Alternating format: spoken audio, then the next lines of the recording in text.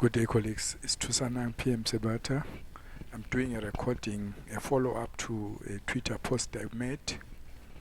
I made it about 3 working days ago. It was on the 16th.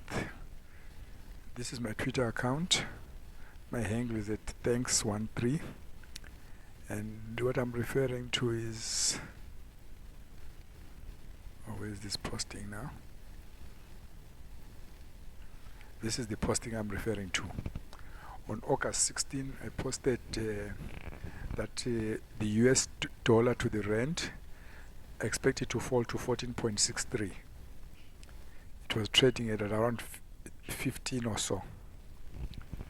And my reasons were, I'd said I would post it the following day, which was a weekend. Sorry for that, but I'm only 3 days late, 3 trading days late.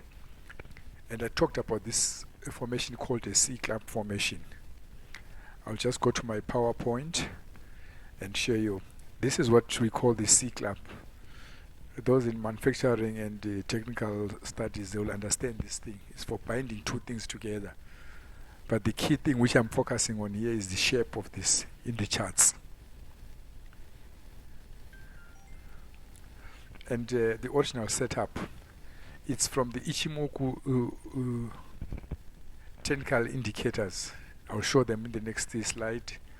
But they were, I got to learn about them from this trader called Charles Trader 63 in YouTube. This is the YouTube link. I'll just open it for you here.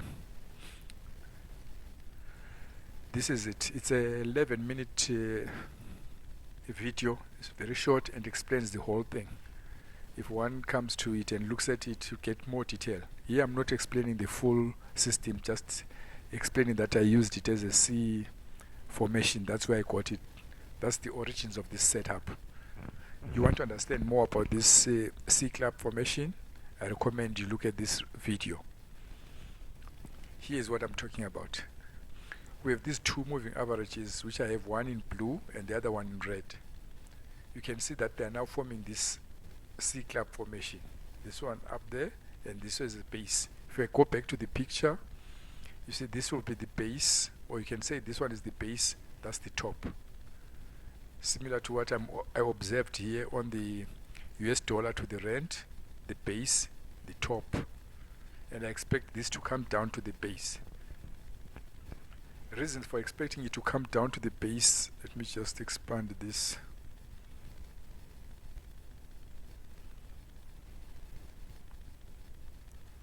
Trying to get this one to be bigger. Yeah. The reasons why I'm expecting this to turn here and go down due to this C formation are varied. I'm using several other technical indicators to explain this. But the first one is this grouping. You can see that on this white line there, all these lines, these multicolored rainbow lines are grouped there, and that was our top. Yes, I know most people have been told that you can't pick tops and bottoms. That's not my experience. I do pick tops, and I use that as a differentiator. And here you see them grouped down again. There it was. It was the bottom zone. After that, we did not go any further down. Similarly here, somewhere here on this long bar, they were grouped there, and we're in our topping zone. And we've been bouncing around in this topping zone. That's why when we got here, I expected it to come down, which I still do. But there are also other items. As you could see from my Twitter account, as I refer to parabolic flip over. There are several ways of the parabolic flip over. Usually, these white dotted lines, those are the parabolics. That's parabolic ZAR. When it flips over the price, we change direction. Here we came. When we were here, it flipped over there. Then we changed direction. We're heading downwards. It flipped here from top to bottom, headed upwards. We haven't flipped here. It hasn't flipped, but we are about to flip anytime soon. But here I was referring to the parabolic ZAR and the tick-and-send flip over. Once this parabolic ZAR goes above tick-and-send, you know that you are now in a sensitive zone. You start looking for other indicators to tell you when we are turning downwards. But I don't expect this thing to dump going down to make new lows. Reason being, if you look at this is a RSI. At the previous top, we're lower than the current top. So this is more like a continuation sign. So even if we drop, I don't expect it to drop that far or have a complete change in the trend, in the upwards trend. That's why my expectation is for it to come to this base, which was at 1463 when I did posted the original Twitter post. And the other thing is we are also missing divergence. Price is going up, RSI is going up. There's no divergence, so change in direction is unlikely. Also, if you throw in the Fibonacci from this point to that one, this level here would be the 50% retracement. So that's where I expected convergence of those indicators and scenarios. That's why I expected to make a 10 there. So those scenarios confirm the CClamp. I don't just look at the CClamp on its own, but once I see the CClamp and some technical analysis confirmations, I'm very happy that I've got something going. So that's my CClamp, and that's how I called this rent. This is a daily chart. So like you can see, there's daily chart. Don't expect this to turn around in 1 day or 2 days. It can take 2 to 3 weeks to move from that level down there.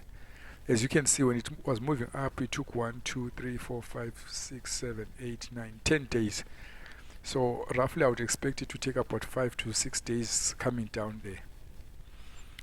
That's my analysis. That's how I called it. This is just the slide which I was using to explain there. I've already touched the grouping effect, parabolics, yeah. And for more, basically, I'm just a financial teacher. I'm not anything else. I'm just a financial teacher. Only the game can teach you the game. In investments, you need to be in the game to learn the game. You cannot just theorize it and not get to learn it. Yes, I have a company which I run, Shepherd and Stewart Capital.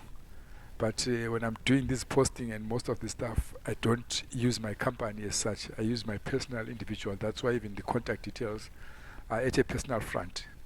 What I do is I get in link with people, then we can upgrade it to the company level or remain at personal level.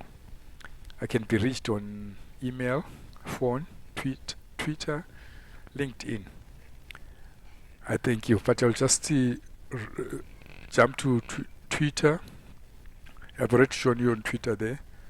I've not been posting lots of stuff on Twitter lately, but my real focus when I'm posting, it's mainly to do with the analysis. I look at technical analysis from a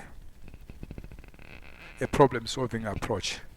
Like, how do you find the bottoms? How do you find the tops?